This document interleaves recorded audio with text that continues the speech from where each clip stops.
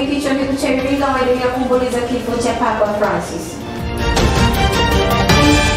Serikali ya Burkina Faso yazuia njama ya kumpindua Rais Abraham Traore. Na katika michezo na burudani, timu ya Fabek FC yaichapa timu ya Midi FC bao 4-2. Habari za wakati mtazamaji wa UoI Digital, karibu katika taarifa ya habari. Jina langu ni Angel Msele. Taarifa hii ya habari utaipata kwa kupitia YouTube channel yetu @UoI Digital. Waumini wa kanisa Katoliki chuo kikuu cha Iringa kwa masikitiko makubwa wameungana na waumini duniani kote kuomboleza kifo cha kiongozi mkuu wa kanisa hilo Papa Francis kilichotokea tarehe 21 Aprili, ambapo mazishi yake yanatarajiwa kufanyika tarehe 26 Aprili wiki hii. Mwanahabari wetu Elson Kazuzi anaundani na taarifa hii. Mwenyekiti wa kigango cha Mtakatifu Jerome chuo kikuu cha Iringa amesema wamepokea taarifa ya kifo cha Papa Francis kwa masikitiko makubwa, wakimtaja kuwa alikuwa kiongozi wa kiroho aliyesisitiza amani, mshikamano na utatuzi wa migogoro kwa njia ya mazungumzo, huku akihimiza kutarajia kupokea kiongozi mwingine atakayechaguliwa na Mungu. Nimepokea taarifa hii nikiwa nina huzuni mkubwa sana, kwa sababu Papa Francis katika kulitumikia kanisa Katoliki akiwa papa ameweza kuonyesha ulimwengu kwamba amani inaweza kupatikana. Amani inaweza kupatikana kwa maana ya kuimarisha undugu. Na katika kauli yake ni kwamba amani yoyote, ili tuweze kutatua migogoro yote inaweza kutatuliwa kwa njia ya undugu. Kwa maana watu wakiishi kama ndugu, basi jamii hiyo itaishi kwa amani pasipokuwa na migogoro. Nao baadhi ya wanafunzi wa chuo kikuu cha Iringa wamesema watamkumbuka Papa Francis kwa msimamo wake wa haki, huruma na kujali mazingira. Kwanza kabisa nimepokea kwa huzuni mkubwa, sababu alikuwa tuseme kwa kifupi alikuwa muhimili wa imani sana katika huku kwetu ambao upande wa Kristo. Kwanza kabisa alisaidia kusolve migogoro, mfano nchi kama ya Palestina, Israeli na Kongo alikuwa akifika akisaidia kutoa ushauri kama hivi. Alikuwa na sira sana kuhusu amani. Kwanza nimeupokea kwa majonzi kwa sababu ni baba ambaye alipenda sana kufundisha vitu vingi, lakini hasa kwa sisi vijana. Mtazamaji wa UoI Digital, sisi kama wanahabari tumepokea kwa masikitiko makubwa kifo cha aliyekuwa padri mkubwa duniani kwa maana ya Papa Francis.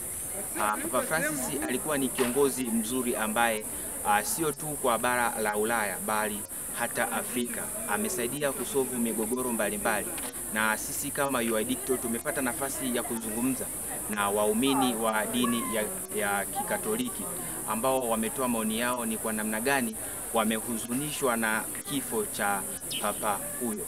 Lakini pia sisi kama UoI Digital tumezungumza na baadhi ya viongozi wa dini hii ya Kikatoliki ambao wamesema wao kama viongozi wamesikitishwa na kifo cha papa huyo, ambapo kiongozi Nelson Mrope ambaye ni mwenyekiti wa kigango cha Kikatoliki hapa chuo kikuu cha Iringa amesema wao kama Wakristo wa dini hii wanajipanga kupata kiongozi ambaye ametengenezwa na Mungu. Nikiripoti kutoka chuo kikuu cha Iringa, mimi ni Elson Kazuzi wa UoI Digital. Nikukumbushe usisahau kusubscribe, kulike, kushare na kucomment. UoI Digital, tuhabarike kidigitali. Idara ya saikolojia nchini TAPA kupitia rais wa idara hiyo ya saikolojia Dr. Mgongolo Shagembe imeandaa mkutano mkuu wenye lengo la kutoa elimu ya afya ya akili utakaofanyika Juni 12 na 13 katika ukumbi wa Mount Royal mkoani Iringa. Kutoka chuo kikuu cha Iringa, Florence Kinga anaundani na taarifa hii. Akizungumza kwenye ziara yake katika chuo kikuu cha Iringa, Rais Shagembe amewataka wadau mbalimbali nchini kuhudhuria mkutano huo ulioandaliwa na idara ya saikolojia, ikiwa ni moja ya njia ya kukabiliana na changamoto mbalimbali zinazohusu saikolojia, yakiwamo matatizo ya afya ya akili. Nimefika kwa ajili ya kukutana na uongozi wa chuo sasa kama miongoni mwa wadau wetu wa masuala ya kisaikolojia, ambapo wanachama wetu wengi wanatokea hapa kwa ajili ya kuweza kujadili namna ambavyo tutashirikiana pamoja kuweza kufanikisha kongamano na mkutano wetu. Lakini pia ikumbuke kuwa tunapoenda kukutana kwenye kongamano na mkutano mkuu wa mwaka, ni fursa nzuri ya kuweza kukutana na wanachama wetu pamoja na wadau mbalimbali wa masuala ya kisaikolojia, ikiwemo huduma za afya ya akili na msaada wa kisaikolojia na kijamii, ili kuweza kuwasaidia watu mbalimbali kwa maana ya kuweza kuweka mipango mikakati mbalimbali kwa ajili ya kuhakikisha kwamba Watanzania wanakuwa na afya njema ya akili, lakini pia na ustawi wa kisaikolojia na kijamii, ili waweze kushiriki vizuri kwenye shughuli zao za kila siku. Kwa maana ya tunatambua kwamba kisaikolojia, kama ambavyo ipo kauli mbiu yetu ya Chama cha Wanasaikolojia Tanzania, Healthy Mind Better Life, tunaamini binadamu anapokuwa na afya njema ya akili anakuwa na uwezo mzuri zaidi wa kuweza kushiriki kwenye shughuli zake za kila siku, lakini pia kuwa na mchango chanya kwenye jamii yake na kukabiliana na changamoto mbalimbali ambazo zinaweza zikawa zinakabili kwenye maisha yake ya kila siku, lakini pia kushiriki kikamilifu kwenye shughuli mbalimbali za kiuchumi kwa ajili ya maendeleo yake binafsi, maendeleo ya familia yake, maendeleo ya jamii na maendeleo ya taifa kwa ujumla. Kwa upande wake, afisa mahusiano Ostella Mfuse amesema moja ya lengo la mkutano mkuu utakaofanyika ni kuwaleta wanasaikolojia pamoja ili kusaidia jamii kutatua changamoto mbalimbali zikiwamo zile zinazohusu masuala ya saikolojia. Lengo kubwa ni kuwaleta wanasaikolojia pamoja, kuzungumza yale ambayo yanatuhusu, lakini pia kuona jinsi gani tunaweza kusaidia jamii. Tunaona kwa sasa hivi kuna changamoto nyingi sana, na wanasaikolojia tunaingia katika nafasi mbalimbali ili tuweze kuwasaidia.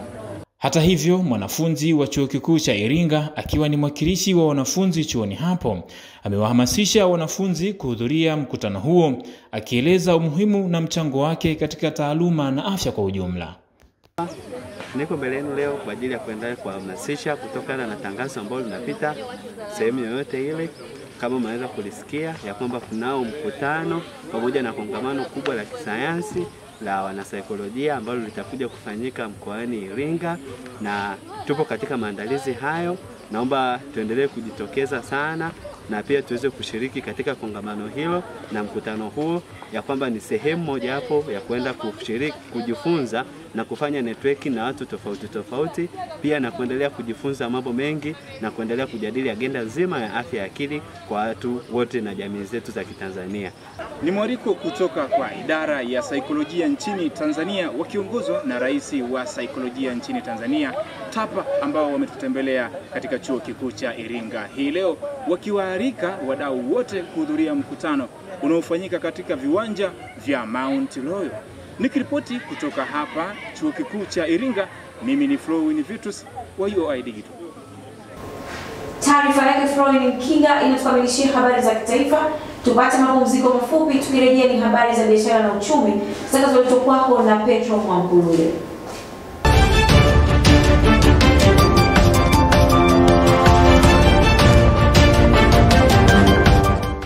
Biashara wa eneo la Sentema mkoani Iringa wametoa maoni yao kuhusu mpango mpya wa serikali wa utoaji wa vitambulisho vya kidijitali kwa wafanyabiashara wadogo wadogo. Wafanyabiashara hao wameeleza changamoto, faida pamoja na kutoa rai kwa serikali kuhakikisha mfumo huo unatekelezwa kwa ufanisi na kutoa muda kutosha kwa wananchi kuelewa. Ufupi tumeona ni nzuri zaidi, ameturahisishia mambo. Kwa mfano, tulikuwa tunapata changamoto hapo nyuma, ukiwa kitambulisho cha biashara kile sehemu yote unashangaa kumepotea, baba tunakukata na kingine, au ukiwa umevaa unashangaa aidha umeenda sehemu katika mizunguko mbalimbali unapotea. Na kwamba vinasaidia sana na viendelee kuwepo, waendelee kuboresha tu mfumo. Watu kirahisi sasa hizi tunaweza tukawa tunapata vitambulisho kwenye simu, ni haikwepeki, mtu yote anaweza akawa nayo. Aidha, wameeleza kuwa kuna utofauti mkubwa kati ya vitambulisho vya kawaida na hivyo vya mtandaoni, kwani vya kawaida ni rahisi sana kupotea endapo mtu hatakuwa mwangalifu au mtunzaji mzuri ukilinganisha na hivyo vya kutumia kwa njia ya kidijitali. Vya mtandaoni na hivi vya kawaida tuseme vinatofautiana. Vile vitambulisho vya kawaida vile kikweli ukiwa nacho kile pale vile vinapotea mapema, yani havidumu kwa muda mrefu. Ila hivi walivyotengeneza mtandaoni vinaweza, kwa vile vipo kwenye simu zetu kubwa hizi, vinaweza vikadumu muda mrefu. Wadogo wa Sentema pamoja na Machi wakielezea swala zima la serikali kuleta vitambulisho vya online kama vitambulisho vya digitali, wakielezea changamoto pamoja na mafanikio. Nikiripoti kutoka Sentema, mimi ni Petro Mwambulule wa UoI. Asante sana Petro Mwambulule kwa habari za biashara na uchumi, na sasa ni wasaa wa habari za kimataifa zinazoletwa kwako na Mohamed Kiswili. Serikali ya nchini Burkina Faso imezuia njama kubwa ya mapinduzi iliyolenga kuipindua utawala wa kijeshi wa Captain Ibrahim Traore, ambapo njama hiyo ilipangwa na wafanyakazi kutoka nchini Ivory Coast. Waziri Mahmoud Sana, ambaye ni waziri wa usalama nchini Burkina Faso, alisema kuwa jaribio hilo la mapinduzi liliongozwa na wanajeshi wa sasa na wanajeshi wa zamani waliokuwa wakishirikiana na viongozi wa makundi ya kigaidi. Alisema Waziri Mahmoud kuwa lengo la mpango huo ilikuwa ni kushambulia ikulu ya rais wiki iliyopita ili kusababisha vurugu kubwa na kuweka nchi chini ya usimamizi wa shirika la kimataifa. Tumalizie habari za kimataifa kutoka huko Vatican. Baada ya huzuni kubwa ya kutangazwa kwa kifo cha aliyekuwa kiongozi mkuu wa Katoliki duniani, Papa Francis imetangaza kuwa mazishi yake yatafanyika siku ya Jumamosi ya tarehe 26 mwezi April huko Vatican. Kardinali Kelvin Farrell, ambaye ni inland Marekani, ametangazwa kuwa atahudumu katika nafasi kama kiongozi wa Vatican baada ya kifo au kustaafu kwa Papa mpaka uchaguzi utakapofanyika, ambapo kardinali huyo aliteuliwa na Papa Francis kwa wadhifa huo mwaka 2019. Shukrani Mohamed Kiswili kwa habari za kimataifa. Mtazamaji, hii ni taarifa ya habari kutoka hapa UoI Digital. Tupate mapumziko mafupi, tukirejea ni habari za michezo na burudani zitakazoletwa kwako na Timothy Lugembe. Nikusi, endelea kuwa nasi.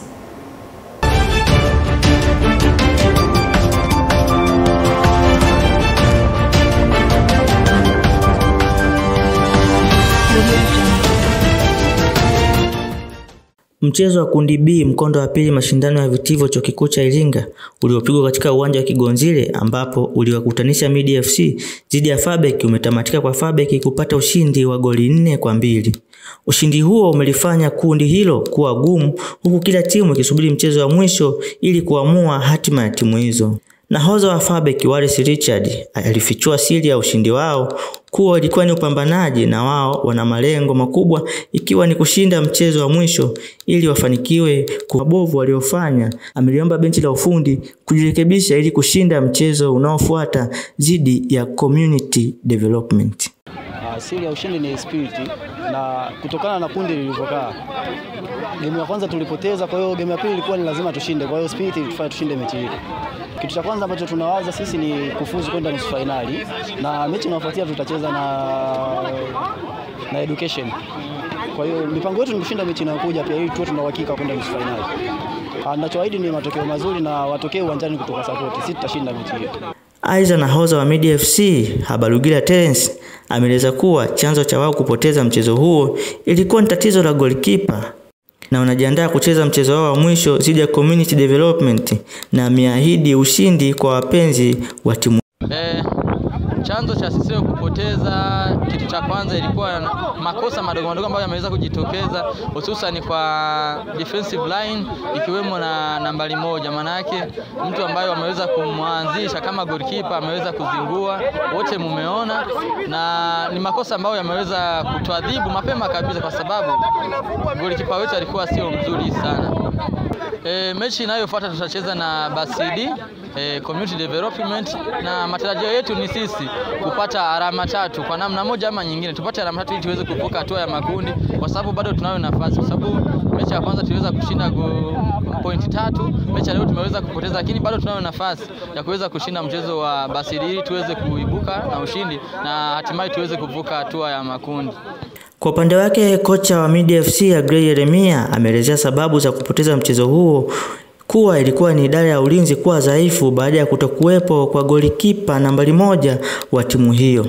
Pia amesema mchezo wao wa mwisho ni muhimu sana kushinda kwa magoli mengi ili waweze kusonga mbele. Agrey Yeremia ni kocha wa Midi FC. Leo hii tulikuwa na mchezo wetu wa pili wa mashindano ya Tafakati League na kwa bahati mbaya nikasema tumeweza kupoteza. Sababu iliyopelekea kupoteza mchezo wa leo ni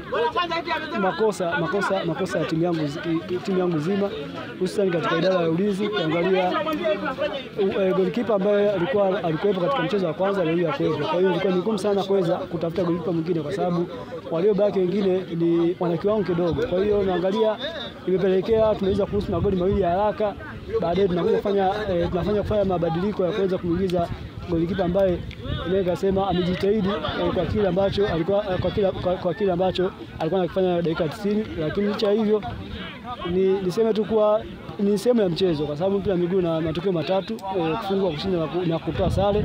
Naye Koleta Charles, shabiki wa Midi FC, amelitupia lawama benchi la ufundi kwa maamuzi mabovu waliofanya.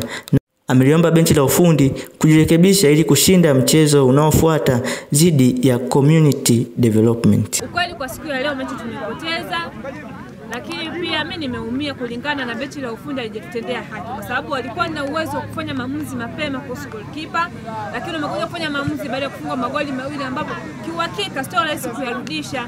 Kila mtu anakuwa tayari yupo kwenye ile hali ya kupanic.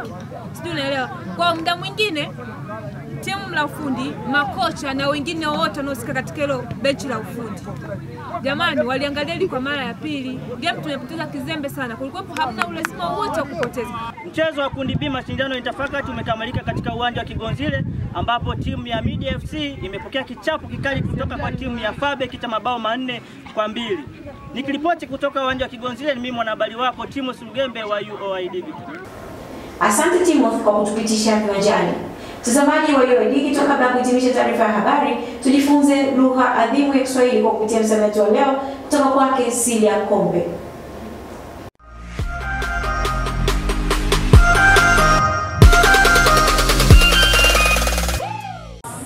Mtazamaji wa UoI Digital, channel yetu haichoki kukuletea misamiati mipya kwa ajili ya kujifunza lugha ya Kiswahili. Na misamiati hii imeandaliwa na Baraza la Kiswahili Tanzania, yani BAKITA. Na leo tumekuandalia msamiati ambao ni kiholoso. Je, mtazamaji, ushawahi kukutana na hili neno sehemu yoyote? Na kama ushawahi kukutana nalo, ulielewa ni nini? Hasa nisikuchoshe, twende tukaungane na baadhi ya wanafunzi wakijaribu kutuelezea wao wanaelewa nini juu ya msamiati kiholoso. Bwana, ushawahi kukutana na neno kiholoso? Hapana. Hamna sehemu yoyote ambayo ushawahi kukutana nalo? Hapana, si kukutana nao. Labda unieleweshe kama unaelewa nalo. Haya bwana, kwa hiyo mtu akitokea anakuambia, "We dada, una kiholoso cha pesa." Hapo uelewi chochote? Hapo sielewi chochote bado. Haya mwana, nisikuchoshe, maana halisi la neno kiholoso ni kitu chochote kizuri kinachopendwa na watu. Aidha ni pesa au chakula. Sijui utakuwa umenielewa. Nimekuelewa, asante. Haya, karibu. Haya. Nina msamiati kiholoso. Ushawahi kusikia hili neno kiholoso? Hapana, sijawahi sikia. Haujawahi kukutana nalo hata sehemu yoyote? Bado sijawahi kukutana nalo. Kwa hiyo ukikutana na mtu anakuambia, "Napenda sana kiholoso," labda kuhusu chakula au pesa, huyu mtu utamuelewa kabisa? Nitamuelewa kulingana na mazingira ambayo nilikutana naye, ameitumia neno kulingana na mazingira. Pale nisikuelewa, lakini ninaweza nikamuuliza kwamba una maana gani? Hilo neno lina maana gani? Umeongea kumaanisha nini? Lakini depend umekutana naye kwenye mazingira gani. Kwa hiyo akitumia kwenye mazingira, unaweza kwa mfano mazingira gani labda? Kwa mfano, unajua mazingira muktadha ni tofauti, zipo muktadha mbalimbali. Kwa mfano nikutana naye hotelini, kwa mfano akiniuliza kwa kihoroni, nikamuuliza kwamba kwa mfano nikiwa hotelini nilikuwa namaanisha chakula, nikamuuliza unamaanisha nini chakula au kitu gani. Kwa mfano tukiwa hospitalini nikamuuliza vipi, inahusiana nini msamiati na maana gani, zakanifanulia zaidi ili nielewe. Asante bwana kwa kujaribu. Nikupe maana halisi sasa nisikuchoshe ya neno kiholoso. Ukikutana na mtu anakuambia kiholoso ni kitu chochote kinachopendwa na watu. Lenye mwanzo halikosi kuwa na mwisho. Tumefikia tamati ya kipindi chetu cha msamiati wa leo, ambapo neno la leo lilikuwa ni kiholoso. Na kiholoso maana yake ni kitu kizuri kinachopendwa na watu. Inaweza kuwa pesa, chakula au kitu chochote unachokipendelea katika maisha yako. Kabla sijahitimisha kipengele hiki, ningependa kukuacha na sentensi inayosema unapopenda kiholoso hakikisha inakuletea mafanikio mema. Langu jina Silia Kombe. Nami na kuacha na sentensi inayosema Ulanzi umekuwa ni kiloroso cha wakazi wa Sentema. Na hii ndio maana halisi ya msamiati kiloroso. Mtazamaji wa UoI Digital, kwa niaba ya wote waliofanikisha matangazo haya, ni kushukuru kwa kuwa nasi mwanzo hadi mwisho. Tukutane kesho panapo majaliwa. Ulikuwa nami Angel Msele. Alamsika.